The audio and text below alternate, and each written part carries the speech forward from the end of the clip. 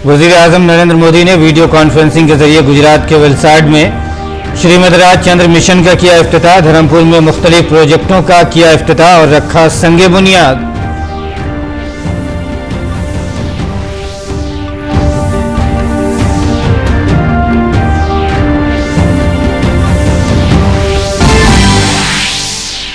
BJP ने कांग्रेस को बनाया हदफ तनकीद। बीजेपी के तर्जुमान गौरव भाटिया ने कहा, कांग्रेस के बड़े लीडर ईडी को धमका रहे हैं। कहा, कांग्रेस के सीनियर लीडरों का बर्ताव नहीं है मुनासिब।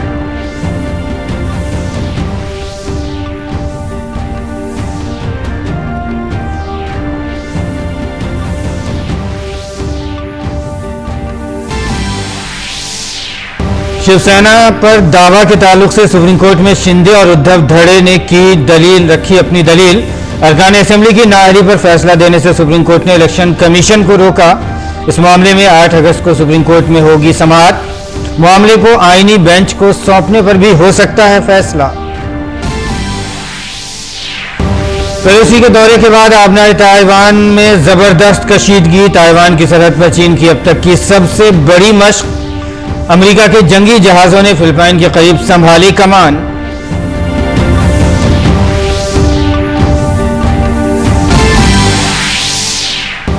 भारतीय स्टार एथलीट हिमा दास का बर्मिंघम कॉमनवेल्थ गेम्स में शानदार आगाज। 200 मीटर के सेमीफाइनल में बनाई जगह। बैडमिंटन वीमेंस सिंगल्स में पीवी सिंधु ने आसान जीत के साथ अपनी मुहिम का किया आगाज।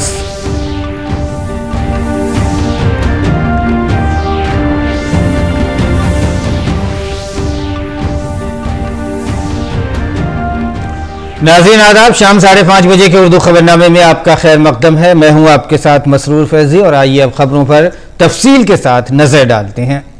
नेशनल हेराल्ड मामले में यंग इंडिया के दफ्तर को सील करने की ईडी की कार्रवाई की बाज़गश्त आज पार्लियामेंट के दोनों ऐवानों में सुनाई दी। इस मामले में कांग्रेस के अरकान असेंबली ने हंगामा किया, जिसकी वजह से लोकसभा में वक्फे सवालात भी नहीं हो पाया। नीज हंगामा आराई की वजह से लोकसभा को दोपहर 2 बजे तक मुलतवी करना पड़ा। अपोजिशन की हंगामा आराई की वजह से राज्यसभा की कार्रवाई भी 12 बजे तक मुलतवी करनी पड़ी।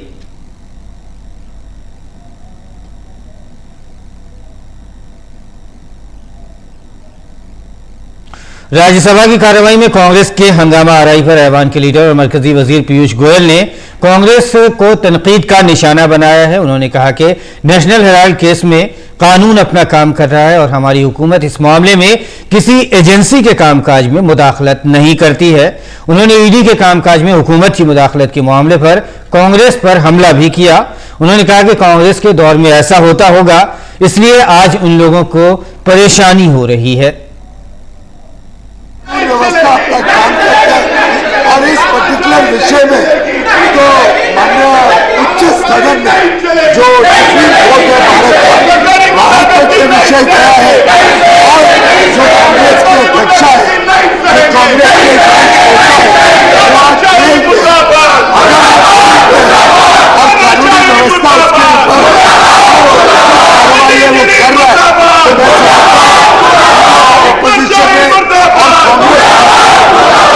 कानूनी व्यवस्था को पालन करना चाहिए, बजाय के भागना चाहिए। इससे कबल पार्लिमानी उमूर के वजीर प्रहलाद जोशी ने इस मामले पर कांग्रेस की हंगामा आराई पर तनकीद की। उन्होंने ईडी के जरिए यंग इंडिया के दफ्तर को सील करने पर कहा कि कांग्रेस को इतना घबराने की जरूरत नहीं है। मुल्क में बहुत अच्छी अदलिया है, इसलिए जो भी होगा कानून के मुताबिक होगा। उन्होंने सवाल किया कि कांग्रेस लीडर अदालत जाने से इतना डरते क्यों हैं। ये सब इन लोगों ने किया है, इसीलिए सिक्योरिटी ज़्यादा करके सुरक्षित रखने के लिए सोचा होगा सरकार। मुझे तो पता नहीं उसमें कितना सिक्योरिटी ज़्यादा किया है, कम किया है, लेकिन उसके लिए इतना आतंक, इतना क्यों भयग्रस्त होना चाहिए? I don't understand this logic. हमारे घर के सामने सिक्योरिटी ज़्यादा बढ़ गई, ठीक है, आप सुरक्षित है मान के चलो ना। जो कुछ भी है कानून के हिसाब से होगा। इस देश में जुडिशरी बहुत एक्टिव और अच्छे जुडिशरी है, इसलिए जो कुछ भी कानून के हिसाब से होगा। और अगर कुछ कोई भी सरकार अगर कुछ गलत करते हैं तो कोर्ट है जी, कोर्ट में जाने के लिए इतने क्यों डरते हो? बीजेपी ने इस मामले पर कांग्रेस को हदफ तनकीद बनाया है। पार्टी लीडर संबित पात्रा ने कहा कि मुल्क का कानून सबके लिए बराबर है और कोई भी कानून से राह फरार इख्तियार नहीं कर सकता। जनता जनार्दन बड़े स्पष्ट रूप से कह रही है, न रण होगा और न रन होगा, RUN run. Neither you should fight against the system nor you should run away from the system. देश का जो संविधान है, देश का जो कानून है, वो सबके लिए बराबर है। चाहे वो कांग्रेस की अध्यक्षा हो, चाहे वो कांग्रेस के पूर्व अध्यक्ष हो, चाहे वो आम जनता हो, सबके लिए देश का संविधान, देश का कानून एक बराबर है। तो देश के कानून के साथ रण, देश के कानून के साथ युद्ध, यह संभव नहीं है, यह उचित नहीं है। और देश के कानून और संविधान को पीठ दिखा करके रन, RUN रन, यह भी संभव नहीं है। बिकॉज कहा जाता है ना, कानून के हाथ लंबे होते हैं और कानून किसी को छोड़ता नहीं है।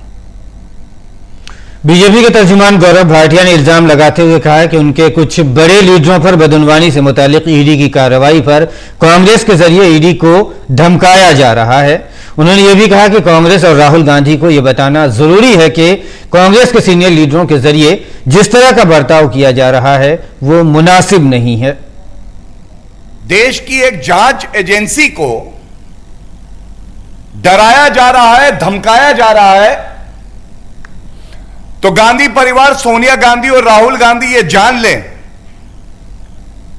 कि वो कानून से ऊपर नहीं है।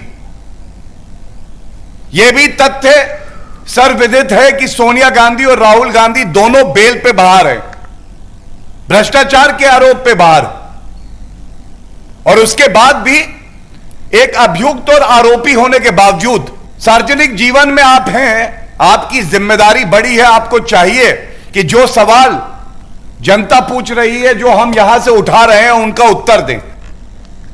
गौरव भाटिया ने यह भी कहा कि सोनिया गांधी और राहुल गांधी कांग्रेस के लिए आईन से बालातर हैं, लेकिन अगर कोई मुल्जिम है तो कानून कहता है कि उससे तफ्तीश की जाएगी और एजेंसी के दफ्तर में ही उससे पूछगछ भी की जाएगी। कि कांग्रेस पार्टी के लिए उनके नेता सोनिया गांधी और राहुल गांधी और गांधी परिवार संविधान से ऊपर हैं, लेकिन कोई आरोपी है तो हमारे देश का कानून यह कहता है कि उससे पूछताछ भी होगी और जो मुख्यालय होगा वही होगी। जो VVIP कल्चर कांग्रेस की सरकार में चलता था, यह बंद किया है तो श्री नरेंद्र मोदी जी की सरकार ने किया है और आम जनता की यही चाहत है। और राज्यसभा में वक्फे सवालात के दौरान एक सवाल का जवाब देते हुए मरकजी वजीर डॉक्टर जितेंद्र सिंह ने कहा कि इंडियन एटॉमिक पावर स्टेशन मुकम्मल तौर पर महफूज है। उन्होंने मजीद कहा कि मुल्क में किसी भी किस्म की जौहरी इमरजेंसी से निपटने के लिए मुनासिब इंतजाम किए गए हैं। There is an SOP in place. The exercise, emergency exercise trials are done once in every year at the site of the plant, and then once in 2 years outside the site of the plant, and equally so periodically within the plant. So there is an SOP, and at the same time we are also in understanding with the international conventions of safety. Again, the credit goes to Prime Minister Narendra Modi. During his tenure, we have now ensured an insurance pool which is very effective in case of emergencies related to atomic energy, but the safeguards are so much in place that there is hardly any risk of an emergency happening, at least in the Indian nuclear plants. Maharashtra के पत्राचार जमीन घोटाले के मामले में ED की जांच जारी है। इस दौरान शिवसेना लीडर संजय रावत को कोई राहत नहीं मिली है। अदालत ने संजय रावत की ईडी हिरासत में तौसीह कर दी है। अदालत ने संजय रावत को 8 अगस्त तक ईडी की हिरासत में भेज दिया है। ईडी ने संजय रावत की अहलिया वर्षा राउत को भी पत्राचार जमीन और मनी लॉन्ड्रिंग मामले में तलब किया है। वर्षा राउत के अकाउंट में लेन देन के बाद ईडी ने समन जारी किया है। इससे पहले शिवसेना के रुकने पार्लियामेंट संजय राउत को एक बार फिर मुंबई के गोरेगांव में पत्राचार मामले में ईडी की खुसूसी PMLA अदालत में पेश किया गया। हिरासत की मुद्दत में तौसी करते हुए अदालत ने कहा कि ईडी ने तहकीकात में अहम पेशरफ्त की है। मनी ट्रायल के कुछ पहलुओं पर मजीद तफ्तीश की जरूरत है, हालांकि ये 8 अगस्त 2022 तक हो सकती है। ईडी तमाम पहलुओं पर गौर कर रही है। काबिल जिक्र है कि इस मामले में पहले संजय राउत को ईडी ने 31 जुलाई को गिरफ्तार किया था, जिसके बाद उन्हें अदालत में पेश किया गया और 3 दिन की रिमांड पर लिया गया था।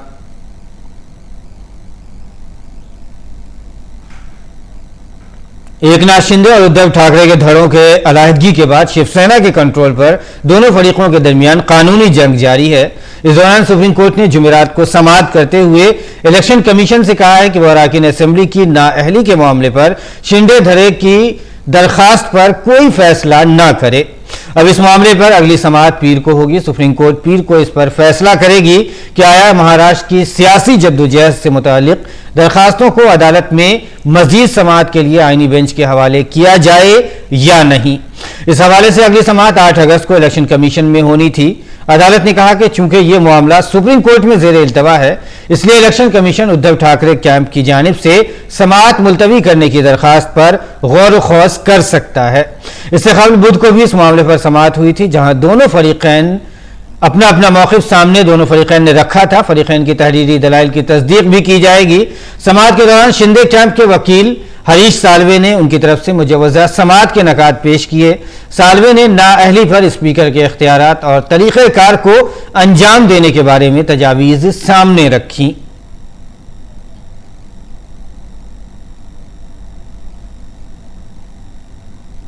और आगे बढ़ते हैं। चीफ जस्टिस एनवी रमन्ना ने जस्टिस यूयू ललित को अगला चीफ जस्टिस मुकर्रर करने की सिफारिश की है। Justice UU Lalit chief justice NV Ramana की जगह लेंगे। जस्टिस ललित मुल्क के 49वें चीफ जस्टिस बनेंगे। चीफ जस्टिस रमन्ना इस माह रिटायर हो रहे हैं। चीफ जस्टिस एनवी रमन्ना 26 अगस्त को रिटायर हो जाएंगे। वहीं जस्टिस यूयू ललित 27 अगस्त को मुल्क के नए चीफ जस्टिस के तौर पर हलफ लेंगे।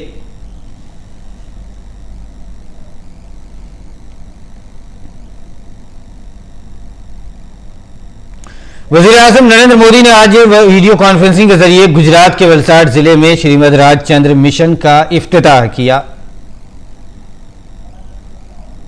मुझे हमेशा बहुत खुशी होती है कि पूज्य गुरुदेव के नेतृत्व में श्रीमद राजचंद्र मिशन गुजरात में ग्रामीण आरोग्य के क्षेत्र में प्रशंसनीय कार्य कर रहा है।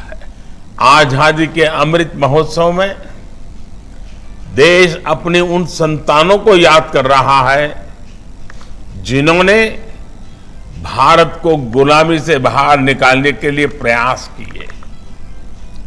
श्रीमद राजचंद्र जी ऐसे ही एक संत पुरुष, ज्ञाता पुरुष, एक दीर्घदृष्टा महासंत थे जिनका एक विराट योगदान इस देश के इतिहास में है।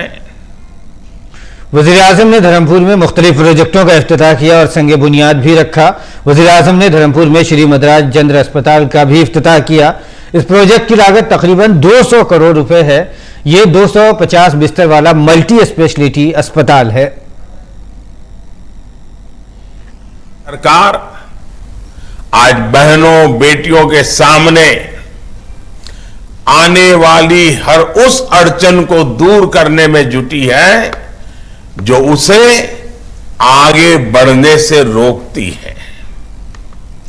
इन प्रयासों में जब समाज जुड़ता है तब आप जैसे सेवा कर्मी जुड़ते हैं, तब तेजी से बदलाव आता ही है और यही बदलाव आज देश अनुभव कर रहा है। साथियों, आज भारत स्वास्थ्य की जिस नीति पर चल रहा है उसमें हमारे आसपास के हर जीव के आरोग्य की चिंता है। भारत मनुष्य मात्र की रक्षा करने वाले टीकों के साथ ही पशुओं के लिए भी राष्ट्रव्यापी टीकाकरण अभियान चला रहा है। देश में गाय, भैंस सहित तमाम पशुओं को फुट एंड माउथ डिसीज में बचाव के करीब 12 करोड़ टीके लगाए जा चुके हैं। इसमें से लगभग 90 लाख टीके गुजरात में ही लगाए गए हैं। इलाज की आधुनिक सुविधाओं के साथ साथ बीमारियों से बचाव भी उतना ही आवश्यक है। मुझे खुशी है कि इन प्रयासों को श्रीमद राजचंद्र मिशन भी सशक्त कर रहा है। मरकजी वजीर दाखिला अमित शाह ने कहा है कि भारत ने कोरोना वबा से निपटने में दुनिया के सामने एक मिसाल कायम की है। उन्होंने कहा कि पीएम मोदी की क़यादत में मुल्क ने कामयाबी से कोरोना के खिलाफ जंग लड़ी और 100 करोड़ लोगों को कोरोना वैक्सीन पिलाकर इस वबा की तबाहकारियों से बाहर निकाला। उन्होंने कहा कि भारत ने कोरोना से लड़ने में जो टेक्नोलॉजी इस्तेमाल की है वो दुनिया का कोई और मुल्क इस्तेमाल नहीं कर सका। हमने फोकस के 5 स्तंभ तय किए: economy, infrastructure, systematic reform in system, demography, demand and supply. ये 5 स्तंभ के आधार पर हमने कोविड को टैकल करने का निर्णय किया और मुझे कहते हुए आनंद है कि मोदी जी की इसी पॉलिसी ने भारत को बाहर किया है, बाहर कोविड की इफेक्ट से बाहर लाने का काम किया है। बड़े बड़े देश भी मैनेज नहीं कर पाए हैं। हमने 100 करोड़ लोगों को टीका लगा दिया। टेक्नोलॉजी का इतना अच्छा उपयोग शायद ही किसी देश ने कभी करा। कई सारे देशों ने हमारी कोविन ऐप को मांगा है और स्वीकारा है। वज़ीर दाखिला अमित शाह ने कहा कि मरकजी हुकूमत ने PLI स्कीम लाने के लिए 14 शोबों की निशानदेही की है। उन्होंने कहा कि इससे 30 लाख करोड़ रुपए की पैदावार में इजाफे का मंसूबा बनाया गया है।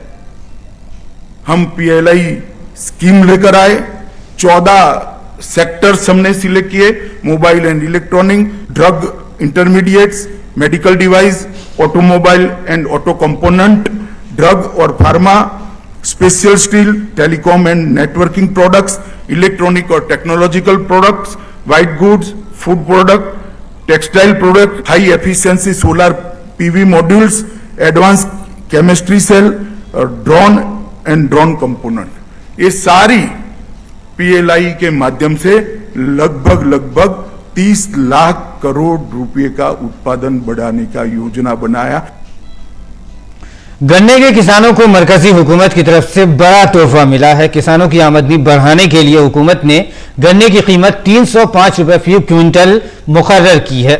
इक्तिसादी उमूर की काबीना कमेटी CCEA ने बुध को अक्टूबर 2022 से शुरू होने वाले अगले खरीदारी सीजन के लिए गन्ने की कीमत में 15 रुपए से 305 रुपए फी क्विंटल का इजाफा किया है। पहले गन्ने की कीमत 290 रुपए फी क्विंटल थी, जो अब बढ़ाकर 305 रुपए फी क्विंटल कर दी गई है। मेरठ के गन्ना किसानों ने भी मरकजी हुकूमत के इस फैसले का खैर मकदम किया और वजीर आजम नरेंद्र मोदी का शुक्रिया अदा किया है।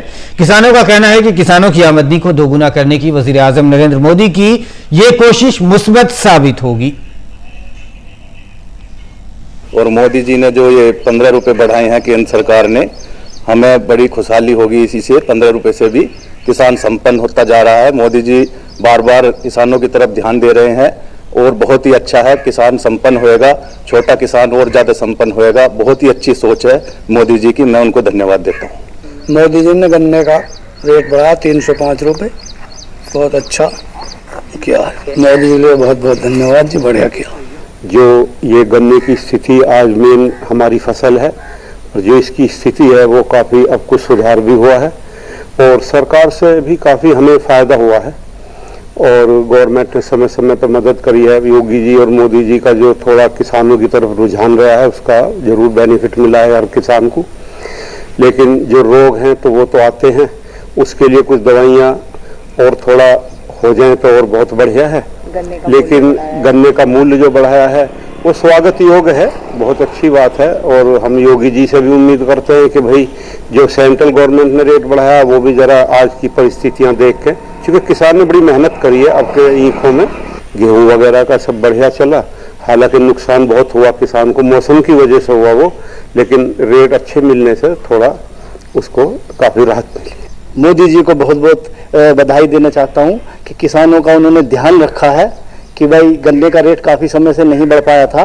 गन्ने का रेट बढ़ने से किसानों की अच्छी आमदनी होगी, किसानों में खुशहाली आएगी। इसलिए इस स्वागत योग्य है उनका ये कदम किसानों के हित में। उन्होंने कहा था कि किसान की आय दुगनी करेंगे, तो वो इस लाइन पर लगे हुए हैं, हमारी आय बढ़ाने के लिए लगे हुए हैं। मैं उनका बहुत बहुत धन्यवाद देता हूं मोदी जी का। गन्ने की फसल का पेमेंट जो अच्छा दे रहे हैं, ठीक कर रहे हैं मोदी जी, योगी जी, किसानों के लिए, किसानों के हित में है। जो रेट बढ़ाए हैं और अच्छा करा है। और बुलेटिन में आगे बढ़ते हैं। तलात और नशरियात के सेक्रेटरी अपूर्वा चंद्रन ने ज्वाइंट सेक्रेटरी संजीव शंकर और प्रसार भारती के सीईओ मयंक अग्रवाल की मौजूदगी में भारत में डिजिटल ब्रॉडकास्ट रेडियो पर तैयार करदा एक रिपोर्ट जारी की। इस मौके पर अपूर्वा चंद्रन ने कहा कि डिजिटल रेडियो बहुत अहम है। इससे एक ही बैंडविड्थ पर मुतअद्दिद ट्रांसमिशंस को दुरुस्त होने की सहूलत होगी। इसके अलावा इससे ब्रॉडकास्टर के साथ साथ सामीन को भी फायदा होगा।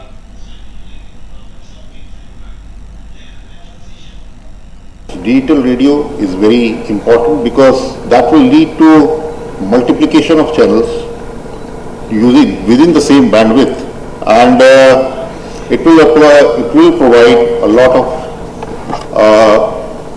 avenues to the listeners and to the broadcasters also to segregate what they are offering. There can be channels which are dedicated to music, there can be channels which are dedicated to sports or local events or health or whatever. I mean, they can be, then it is up to the imagination of the broadcaster. And the quality also will improve substantially within the same bandwidth. मुल्क आज़ादी की 75वीं सालगिरह को आज़ादी के अमृत महोत्सव की शक्ल में मना रहा है। इस मौके पर वज़ीर आज़म नरेंद्र मोदी ने मुल्क के शहरियों को हर घर तिरंगा मुहिम से मुंसलिक होने के लिए कहा है। गुजरात के वज़ीर आला भूपेंद्र पटेल आज सूरत के पिपलवाद में हर घर तिरंगा रैली में शरीक हुए।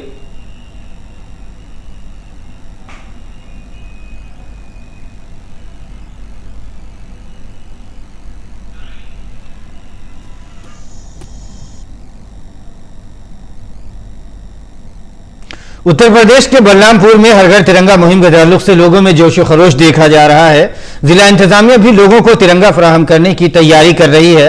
नेशनल रूरल लाइवहुड मिशन के तहत काम करने वाले सेल्फ हेल्प ग्रुप्स के ख्वातीन हर घर तिरंगा मुहिम के लिए तिरंगा झंडा तैयार करने की खातिर तेजी से काम कर रही हैं। ख्वातीन के सेल्फ हेल्प ग्रुप्स 1,80,000 से ज्यादा झंडे तैयार करने की कोशिश कर रहे हैं। ख्वातीन का कहना है कि वो आज़ादी के अमृत महोत्सव के लिए झंडे तैयार कर रही हैं, जिसकी वजह से उन्हें रोजी रोटी भी मिल रही है और वो फख्र भी महसूस कर रही हैं। मेरे समूह का नाम मानव महिला स्वयं सहायता समूह है। मेरे समूह में झंडा सिलाई का कार्य शुरू हुआ। अमृत महोत्सव पे हमारे समूह ने 20,000 झंडे बनाए, जिससे हमारे यहाँ की दीदियों को रोजगार भी मिला और उनके द्वारा बनाए गए झंडे घर घर जनहित में जारी किए गए, जिससे देशभक्ति की भावना सबके दिलों में उत्पन्न हो रही है। अमृत महोत्सव के अवसर पर हम लोगों को इतना अच्छा रोजगार मिला। हम लोगों ने केनरा बैंक से CCL करवा के लोन लेके और मटेरियल बाहर से मंगवा के झंडे की सिलाई की, जिससे हम लोगों को 3 से लेके 4 लाख तक का बेनिफिट प्राप्त हुआ। हमको इस बात की खुशी है कि हमारे यहाँ की दीदियों को इस कार्य में काम करने का अवसर प्राप्त हुआ, जिससे हमारे यहाँ की बच्चियाँ और महिलाएं दोनों ने मिलकर काम किए और इतना अच्छा काम हमारे यहाँ बड़े पैमाने पे किया गया है। घर घर गांव-गांव में ये झंडा हम लोग सिले हैं जो गांव में लगेगा और तिरंगा लहराएगा। आज़ादी के महोत्सव पर हम लोग झंडा तैयार कर रहे हैं, पढ़ाई के साथ साथ रोजगार भी कर रहे हैं, जिससे हमें खूब सारा लाभ मिलता है। वो झंडे से देश में लोग सभी अपने घरों में झंडा लगाएंगे, जिससे सब लोगों के अंदर देश प्रेम की भावना प्रकट होगी। और वज़ीर ख़ारजा एस जयशंकर भारत आसियान वज़रा सतह की बातचीत के लिए 2 रोज़ा कंबोडिया दौरे पर हैं। वज़ीर ख़ारजा आज नामपेन में मुनक़िदा आसियान भारत वज़ीरों की सतह की सालाना मीटिंग में हिस्सा लेंगे। सालाना मुनक़िद होने वाली इस मीटिंग में भारत और आसियान के रिश्तों में पेशरफ्त का जायजा लिया जाएगा। इससे कबल वज़ीर ख़ारजा ने अपने दौरे की शुरुआत सीएम रिप से की। जयशंकर ने इस मकाम का भी दौरा किया जहाँ भारतीय आसार क़दीमा के ज़रिए चीज़ों को महफूज किया जाता है। अमरीकी ऐवान नुमाइंदगान के स्पीकर नैन्सी पेलोसी के दौरे ताइवान पर बरहम चीन ने भी अब अपना रंग दिखाना शुरू कर दिया है। चीन की फौज ने पेलोसी के निकलते ही ताइवान में जबरदस्त अस्करी सरगर्मियां शुरू कर दी हैं। चीन ने ताइवान को 6 अतराफ से घेरते हुए एक बड़ी फौजी मशक शुरू की है।